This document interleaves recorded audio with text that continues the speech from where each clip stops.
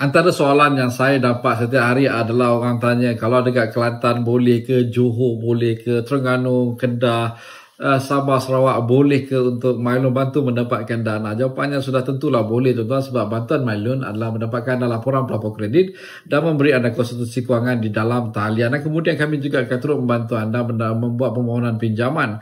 Setelah pinjaman anda lulus, anda akan terus diminta ke bank, koperasi ataupun agensi terdekat dengan anda, agensi kerajaan terdekat dengan anda untuk tanda tangan offer letter anda, dan wang akan terus dimasukkan ke dalam akaun anda. Himan Asia laporan pelapor kredit dan Mylon hanya RM50 saja daripada tahun 2021. Itulah Himan Asia, dan kos untuk kami belikan anda punya laporan pelapor kredit lengkap anda seperti laporan siklis, situasi experience, SPK dan lain-lain. Tuan-tuan, kami adalah sebuah syarikat konsultasi kewangan yang beroperasi daripada Desa Padan, Kuala Lumpur sejak tahun 2021, dan kami berkempen untuk rakyat Malaysia ada kesedaran semak laporan pelapor kredit sekurangnya setahun sekali supaya rakyat Malaysia tahu di manakah posisi kewangan mereka. Dan Mylon sudah memastikan laporan MyPocket.my untuk rakyat Malaysia tahu dengan lebih jelas berapakah keboleh pinjaman untuk membeli rumah, kereta, pinjaman peribadi dan pinjaman perniagaan. Jangan lupa tuan-tuan, Mylon sudi untuk membantu anda mendapatkan dana dengan kadar faedah terbaik. Dan himan nasihat Mylon seperti yang saya kata tadi,